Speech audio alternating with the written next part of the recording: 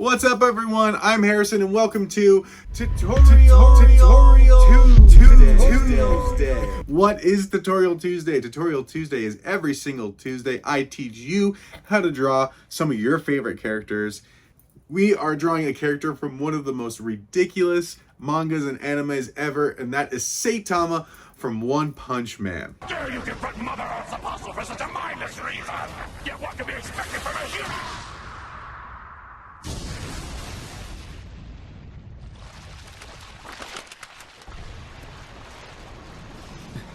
Not again. All it took was one punch.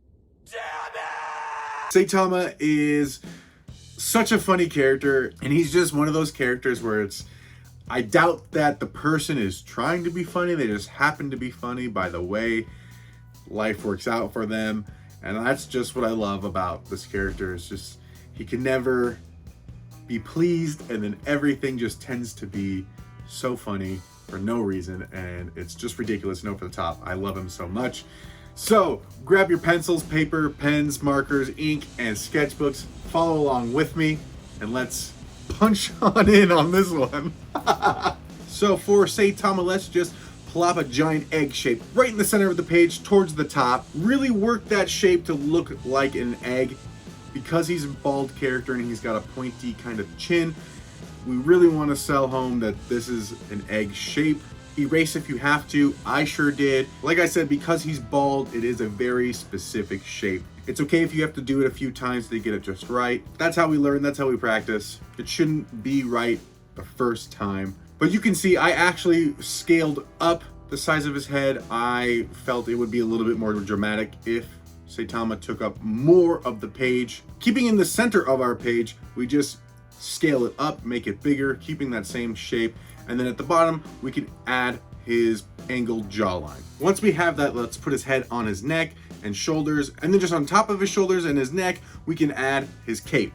Under his chin, we can dash in and indicate the shadow, which is just following the curve of the neck and finding where that Adam's apple would be. We can move back to the face and put in his ears. His ears are gonna sit on that middle third of his head. The bottom of his earlobe is going to be right at the point where his jawline meets, and then just below halfway, if not halfway up to his head. And then once we have our ears placed, we can add two guidelines across his face just to help us when we go to add the facial features. So the bottom of Saitama's eyes sit right at the top of that line, just where the earlobe, the top of the ear is. So sticking to the use of shapes, his eyes are kind of like sideways almonds, or even that like sideways egg shape. And then his eyebrows are very slight curved, thick lines. And then we can add his signature pinpoint pupils. Let's also add his nose, which is gonna take up,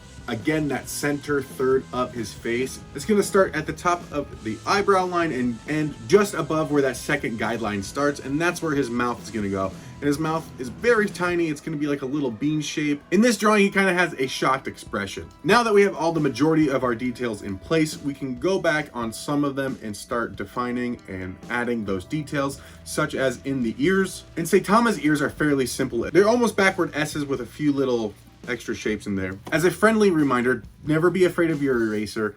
I kind of stood back from my drawing and noticed that the eye was a little too big and a little skewed, so I erased it and tried to match it best to the other one.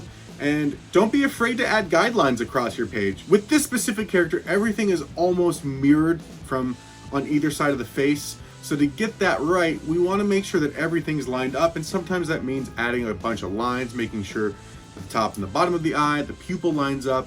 Those are all going to get erased later. We can start indicating areas of shadow across his face, like around his nose, around his eye. You can see here that I wasn't happy with the shape of Saitama's head, so I went in and erased part of it, if not almost half of it, just so that I felt better with the shape of his actual face. You can actually see that I did this quite a few times. I wasn't so happy with the shape of Saitama's head, so I went through and it made it even bigger, made it rounder, made his forehead longer. Sometimes we have to constantly work and rework our drawings so it looks like the character that we're trying to emulate, and sometimes that just requires a lot of erasing and reworking. Now this is some of the most fun I've had with a drawing in a long time. In the reference that I'm using, Saitama is so overly battle damaged and covered in what I can only assume is monster guts and blood. We are going to be covering Saitama's face in cuts, blood, all sorts of scrapes and things, and it's just going to look so awesome. So what I'm doing now is indicating certain shapes and paths that I want the fluids to kind of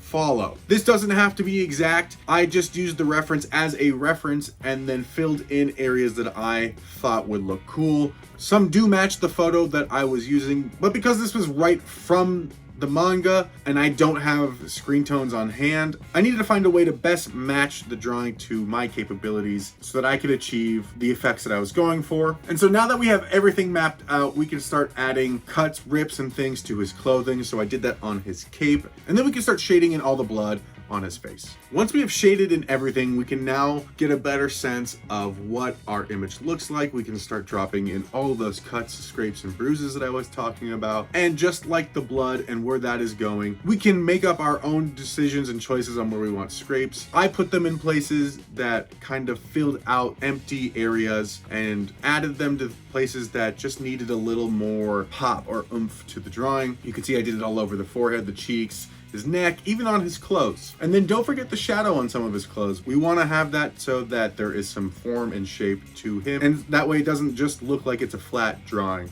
If you didn't think this was fun already, now we're gonna get into the fun part where we are inking. And I am using my preferred method, which is a dip pen and a brush with an inkwell. You do not need to use that. You can use a Sharpie, pens, whatever you have on hand to achieve these same inking techniques. There is something that I do at the end of the video with the ink that you probably will need actual ink for, but we can discuss how you can get that same effect without it. So what I always recommend to do when inking is, no matter what tool you are using, start left to right. If you are right-handed, start left to right.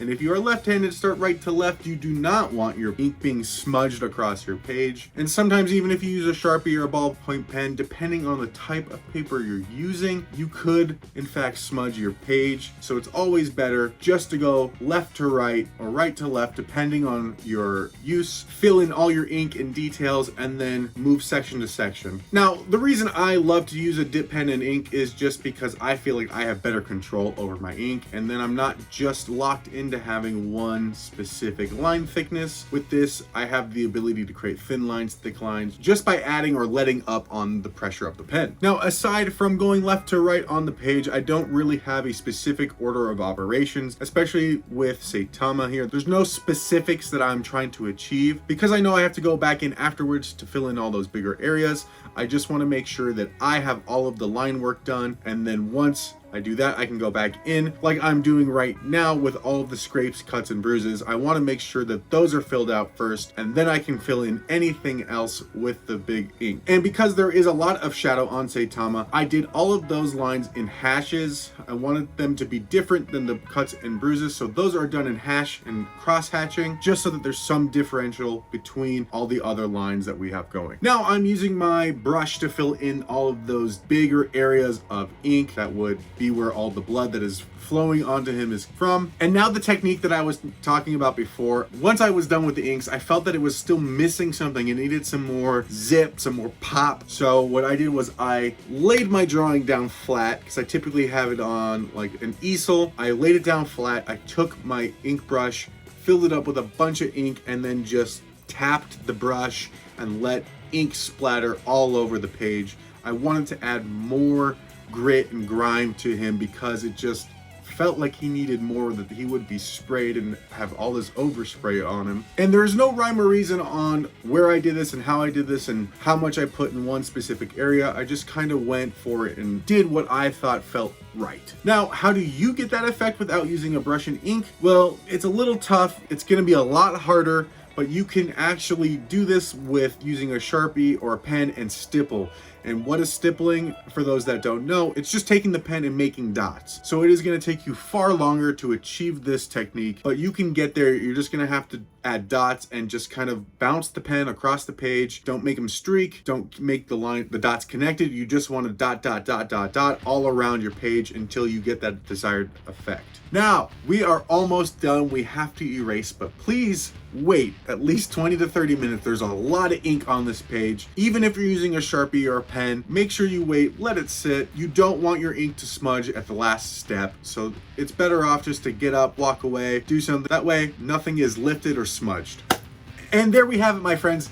There is Saitama. I love this drawing. I thought it was so cool. I'm so happy that I went back in and added all that paint splatter. I think it just adds so much more character and depth to this drawing, and it just adds a grittiness that wasn't quite there before it. If you enjoyed this lesson, please give this video a thumbs up. If you haven't already, please consider subscribing. Once you do, hit that bell notification so you know when I upload the next tutorial Tuesday. If for some reason you did not like this video, please let me know in the comments why. Was I going too fast? Not fast enough? Were you hoping to learn a technique that I didn't cover? Please let me know down below so that I can better help suit you and teach you how to draw some of your favorite characters. If you have yet to see your favorite character in the series, please let me know who you would like to see me draw so I can help teach you how to draw some of your favorite characters. And just remember to keep practicing, fill up those sketchbooks, and don't give up.